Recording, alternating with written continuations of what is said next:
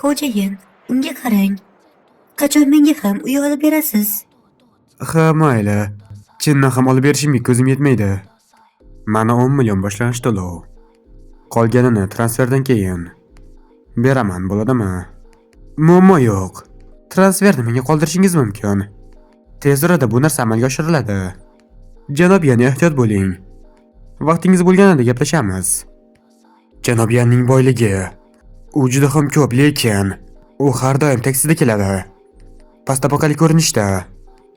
Katta zavq bor. Ha, va judayam yosh. Qiziq, unga ham kotiba kerak emasmikan?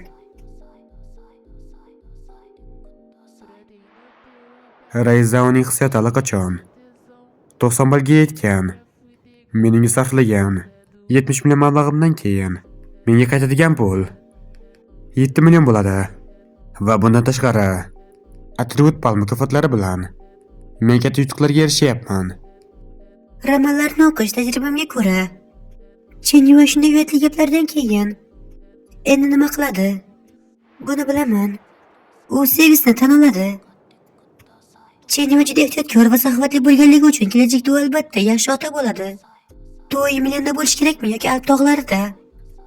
Bolalarimizga qanday ism qo'yishimiz kerak?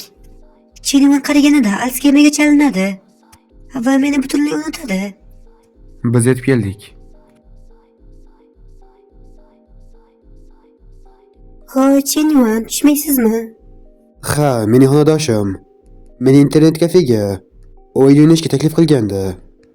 Sening o'zing qaytib borishing mumkin. Xayr. Bu sodir bo'lmasa kerak. Mening iqrorimchi? Yetib keldik.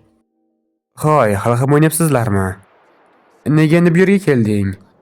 Biz allaqachon o'ynayapmiz. Sen bu yerda yo'q eding. Biz esa allaqachon Lauja o'rmonini yo'qotdik. Sen yetib keldingmi? Yuanzi tezroq. Kartangni kirit. Biz bu yerda bitta joyni sen uchun band qilib qo'yganmiz. Xavotir olmang. Sizlarning otangiz senlarni g'alaba sari yetaklaydi. Iltimos, 20 yuanlik karta, 4 ta likun, sigaret va 4 ta shisha muzli qora choy bering. Chenyuan, Hulali, bu yerda nima qilyapsan? sizga aytmaganmidim? Mening dadam internet kafelariga va bu yer uniki. Sizga rahmat, oilamning qarzlari uzildi. Chenyuan, ijozat bering, men sizga ichimlik beraman. Yo'q, men sizga butun internet kafe uchun 11 umrlik a'zolikni beraman. Cheksiz kompyuterda foydalanish. Bunga hojat yo'q. Sen keksa xunning qizimisan?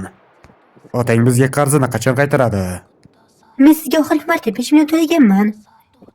Nega yana to'lashim kerak? 5 million asosiy qarz edi. Hali ham qarzi bor. Foizi 15 million. Sizlar butunlay to'g'ramachilik qilyapsizlar. Bu talonchilik. Chalg'itishni to'xtat. Agar bugun 15 million topa olmasang, sen biz bilan ketasan. Sening tashqi ko'rinishing bilan sen mening tugun klublarimning eng yaxshi ijrochisi bo'lasan. 1-2 yilda 15 million topishing mumkin. Bo'ldi qol. Jahlim chiqmagunigacha chiqib ket. Chenyuan, meni qutqaring. Itlar birovning ishiga aralashmasligi kerak. Uni o'ldiringlar.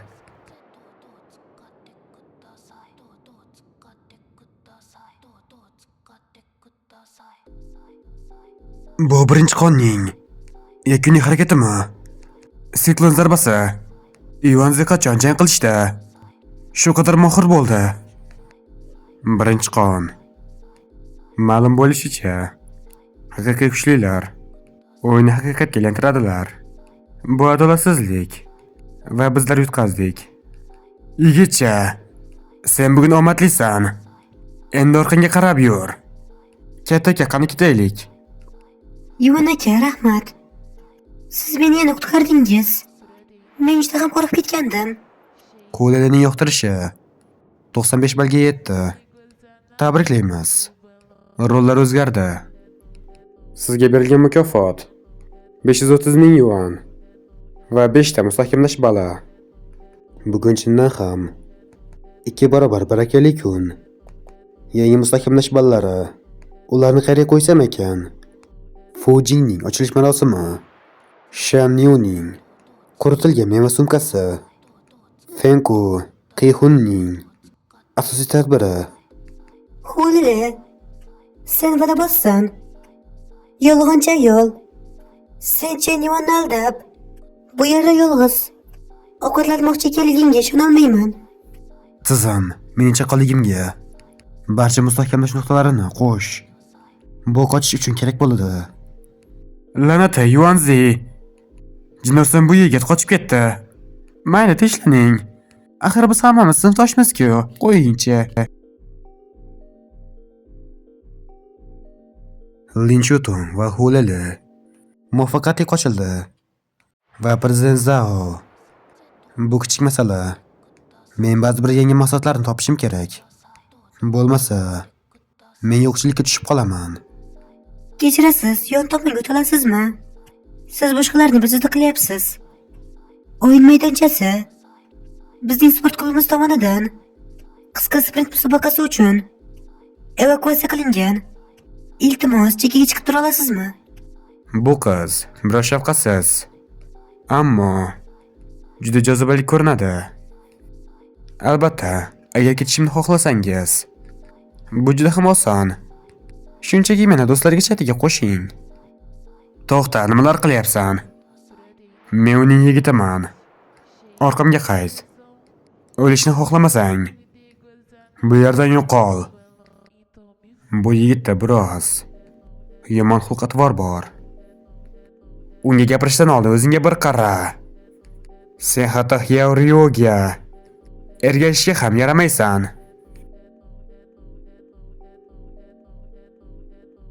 Sen nima, past bo'la turib, o'zingni yuqori bo'lgan qizga gapirmoqchimisan? Bu umidingdan voz kech. Dushmanlar uchun shunday tor yo'l. Skanerlanmoqda. Ismi He Zihyun. Yoshi 19. Bo'yi 169. Vazni 80. Ko'rinishi 8.2 ball. Sizga bo'lgan munosabati -5 ball. Agar u bilan o'rin almasha olsangiz, sizga 22 ball mukofot beriladi.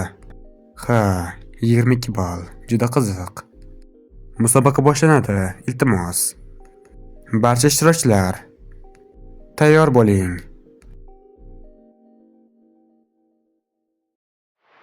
Siz eng zo'risiz.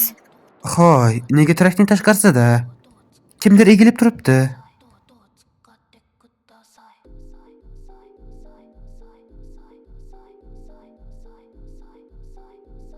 Olg'a, qani bo'la qol. Qani yugur. Ha. Bir to'da chumolalar.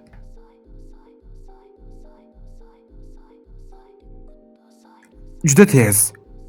Bo'lishi mumkin emas. Kim u?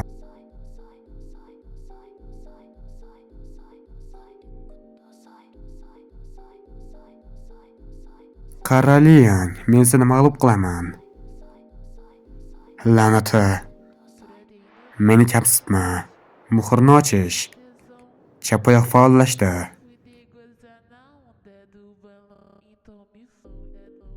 Men sening kimligingni bilmasam ham, senga imperatorning salohiyati nimani anglatishini ko'rsatib beraman. Oy, u qayerda? Xo'y, nima bo'ldi? Chap tomonda. Aslida meni quvib o'tayotganmidi? Va bir necha soniya ichida o'tib ketdimi? Liyang, bor yo'g'i 10 yillik mashg'ulotlaringiz bilan meni bir hafta davomida to'plagan mahorat ballarim bilan qanday taqqoslash mumkin? Diqqat bilan qarang. U tomonda o'tib ketmoqda. Uning tezligi mukammal. Ko'p yillik chempionimiz ham bu bosimga dosh bera olmadi. 50 soniya ichida u allaqachon o'yin maydonchasini aylanib chiqdi.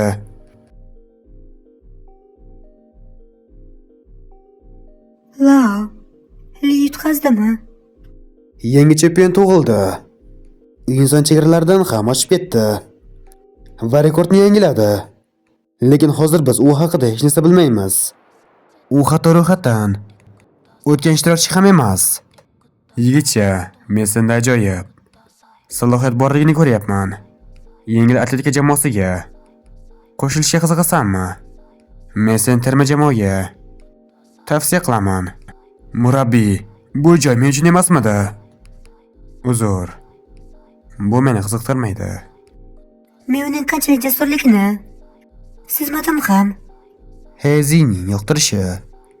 +5. Senga nima bo'ldi? O'ylanib qolding. Hech narsa, men sizdan xavotirda edim. Hezining yoqtirishi +5.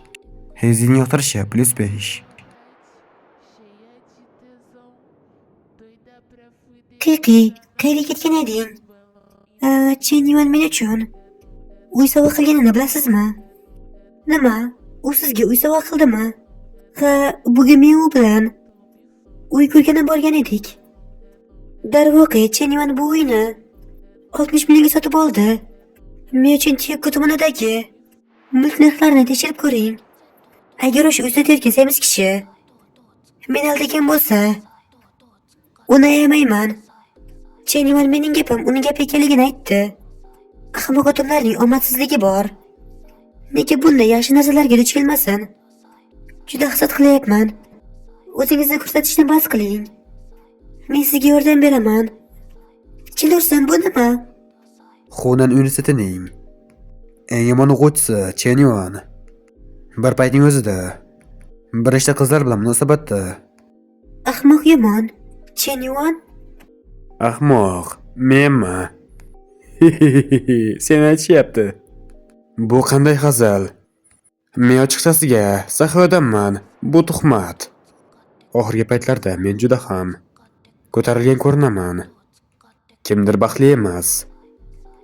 Bu kim bo'lishi mumkin? Xo'sh, qanday bo'ldi? E'lon qildingmi? Ha, e'lon qildingmi? E'lon qilindi, la'nati, u tepada. Postimiz yonmoqda. Juda ham mashhur. Endi bolaning obro'si buziladi. Ko'ramiz endi biror ma'buda uni hali ham yoqtirarmikan. Uchilang, nima qilyapsan? Kuppa kunduz kuni pardalarni yopib, chiroqlarni o'chirib. Jinursan. Sen jim yurasan. Meni qo'rqitding. Yangi yaqinda deb bo'lmadi. Chenyuan ismli bir yigit bor edi. U juda ham takabbur. Biz hozir u bilan ishlayapmiz. Xo'y, bu yugurish musobaqasidagi Chenyuan degan yigit emasmi? Xunan universitetining eng yomon ahmoq Chenyuan ismli o'quvchisi bir nechta qizlar bilan munosabatda. U bo'lishi mumkinmi? Men bir marta kaltaklagan o'sha ahmoq bola. Men uni bilaman. Biz bir xil o'rta maktabda o'qiganmiz. U bolaligidan beri ahmoq edi. Menda uning ustidan juda ko'p axloqsizliklar bor.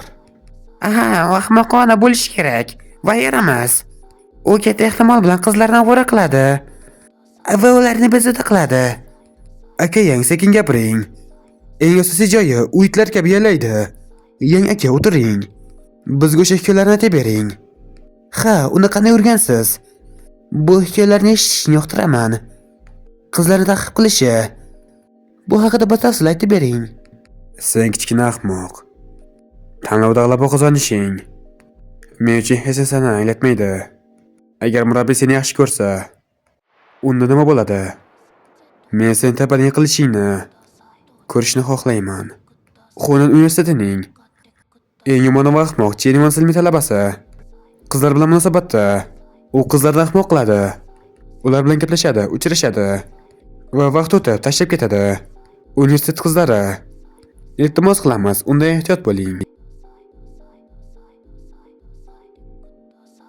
Bu g'alati va buni mutlaqo qabul qilish mumkin emas. Mening maktabimda buni tartibsizlikka yo'l qo'ymayman. Men shaxsan o'zim tekshirib ko'raman. Agar rost bo'lsa, bu baloni talabalarning orasidan haydab chiqaraman. Xo'chol, keyingi safar telefonimni urma. Uni sotib olganman axir. Xunan Liberal kollejidan.